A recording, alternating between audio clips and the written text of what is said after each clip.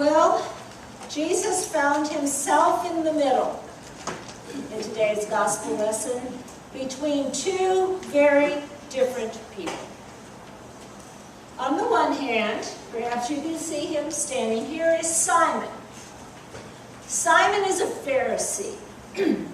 He is a well-known and respected man in his community, and he is hosting a dinner to which he has invited Jesus.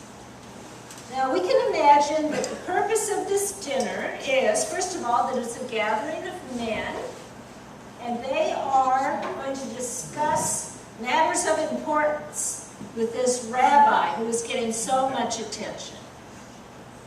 So here's Simon. And over here is the woman. No name. We know that she's a sinner, but we don't know the nature of her sin, other than that it's publicly known. And she has the audacity, she has the nerve to interrupt, to invade this dinner and do that which is considered completely unacceptable. Now, Simon over here is a little bit standoffish in the way that he feels about Jesus. But the woman is effusive. She's emotive. And we know that from the things that Jesus says. Simon has not even given Jesus water to wash his dusty feet, dusty from walking on the roads of Palestine. A common act of hospitality. But she has wet his feet with her tears. And then she has done the totally unacceptable thing of allowing her hair to be visible so that she can dry his feet with her hair. Over here, Simon did not give Jesus the traditional greeting of a kiss, but she is kissing his feet over and over again. Simon didn't provide any ointment for the cracks and abrasions of day-to-day walking, but she's brought a whole jar of ointment, and she's anointing his feet. And what she is doing in the full view of the people there for the dinner is appalling. Now, ironically, a woman like this normally would not want to be the center of attention. She normally would keep herself hidden to avoid the jabs and the criticism that will come her way. So we can imagine that whatever it is that's drawing her to Jesus, that is causing her to kneel at his feet, that is causing her to take the dirty looks and the criticism, is more important to her than the rejection that she is experiencing. What is it? What has caused her to allow herself to be put in such a position where she can be publicly scorned? Well, the answer is simple. She is grateful. She has experienced the righteousness of God in a new way. Speaking of the righteousness of God, what does that mean to Simon? To Simon, a righteous God hates sinners. A righteous God rejects those who sin, and anyone who wants to be righteous, like Simon, must also reject sinners. So Simon wants to keep his distance from that woman over there. He can't get far enough away. But Jesus does just the opposite. Jesus draws her in. And Jesus offers to her a new path of righteousness, which is forgiveness through him. You see, we have come into this story kind of in the middle, because most scholars say that it must be true that she had some previous encounter with Jesus. And in that encounter, she was forgiven. She experienced the power and the healing and the acceptance that Jesus had to offer. And just like the man in the parable, who is forgiven 10 times more than the other debtor, she is expressing abundant, overwhelming gratitude, because she knows that her life has changed. That's the explanation. She has been set free. She is no longer bound by that which defined her life, at least as far as she and Jesus and God are concerned. And so there she is, showing her abundant, heartfelt, overwhelming gratitude. We find ourselves in Jesus between two very different people. Here is the woman, a sinner, well aware of the fact that she is a sinner, having been forgiven, who responds with gratitude, which then leads to her showing abundant thanks, abundant love. And over here we have Simon, whose hardness of heart would cause him not to identify himself as a sinner, and whose judgment creates rejection and exclusion. So where do we stand? With Simon or with the woman? Theoretically, theologically, we are here. Because we too have been forgiven through Jesus.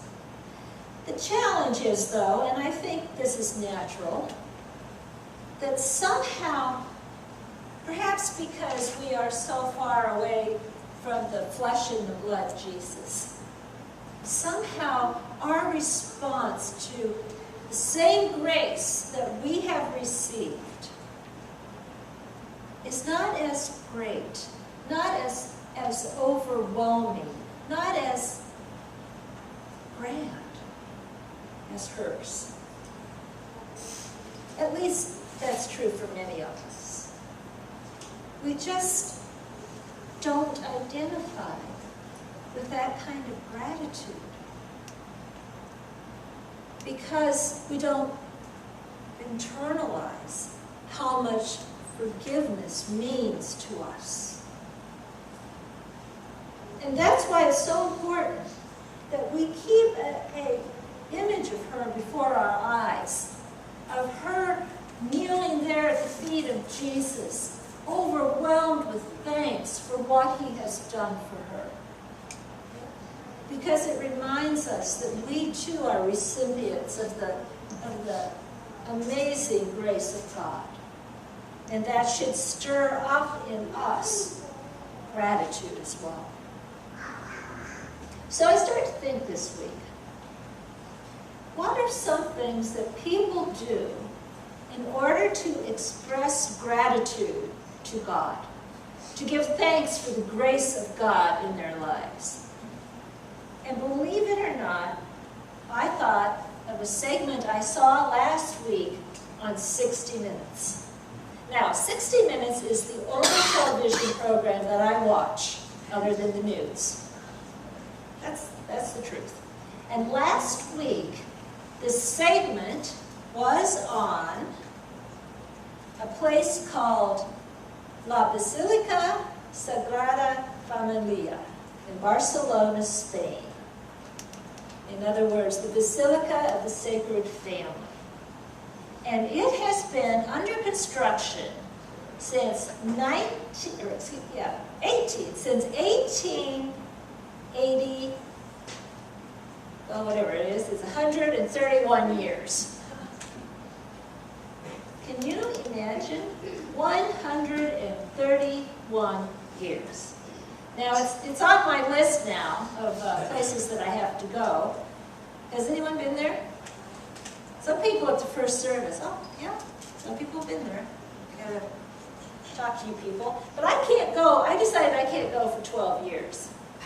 Because it's not going to be finished until 2026. And I want to go when it's done. Because I don't want to have a reason to have to go again.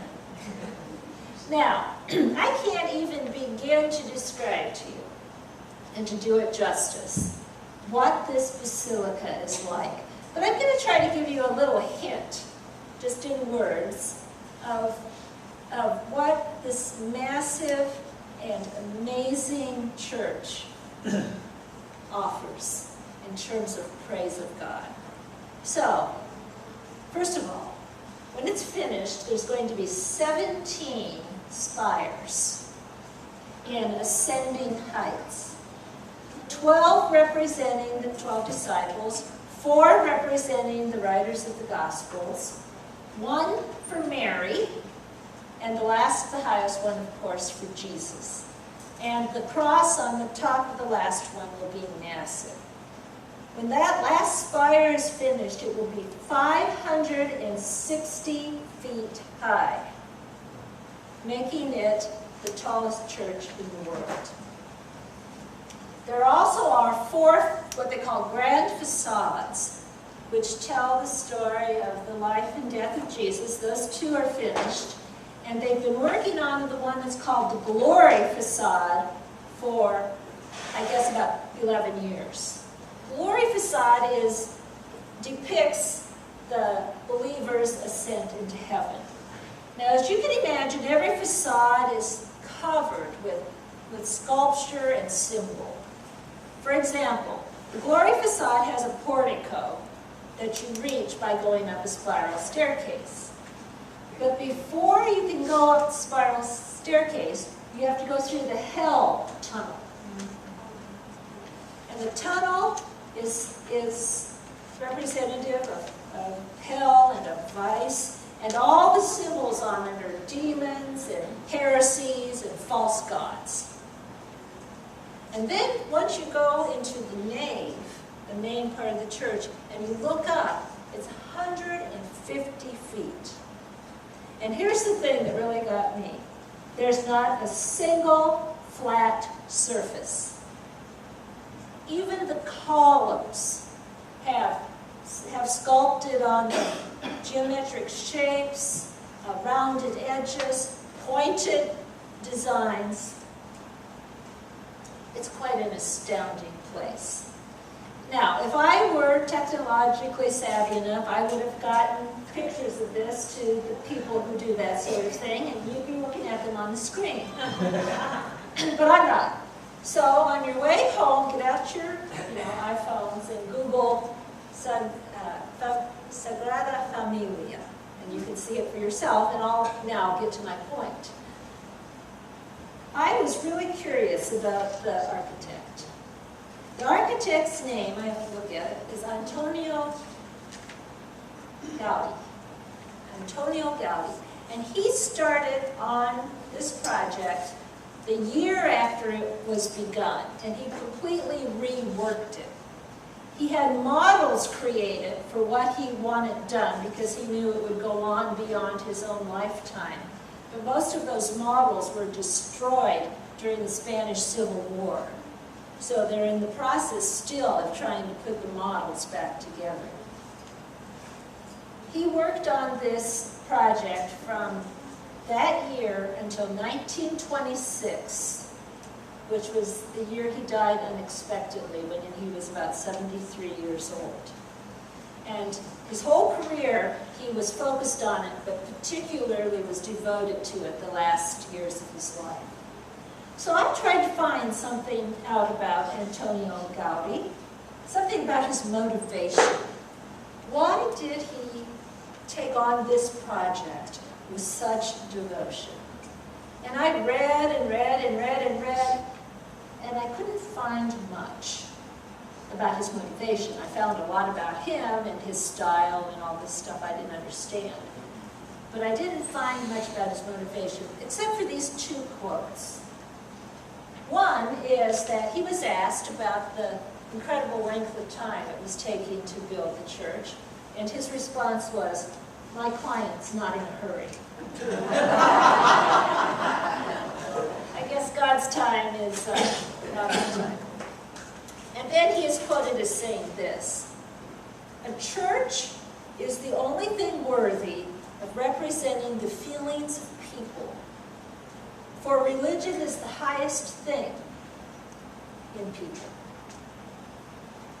Now, I take from that and from the fact that this was his life's work, that the church was for him a representation of his faith, of his gratitude to God. Now, I can't say that for sure, but what I could say for sure is this. On 60 Minutes, they interviewed a man who had been sculpting at the church for 30 years. He was an Asian man, and he had been a Buddhist. And in the process of sculpting the life and the death of Jesus, he had become a Christian. He was converted to the Catholic faith. And he said he was drawn into the faith by what he was creating, as well as his desire to understand what it was that Antonio Gaudi knew that motivated these beautiful designs. And he said that for the rest of his life, he's going to continue to work there as a means of expressing gratitude.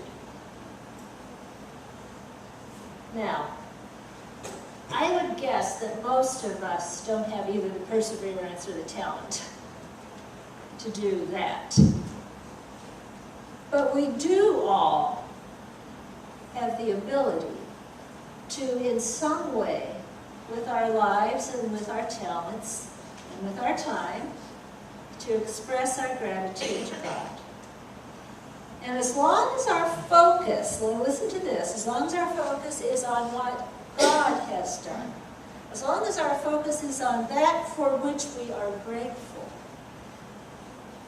and not on what we do or how other people respond to what we do, our hearts will be in the right place. So there Jesus was between two people. And to one of them, Jesus said, "Your sins are forgiven. Go in peace." Isn't it interesting how grace and gratitude and forgiveness and peace go hand in hand?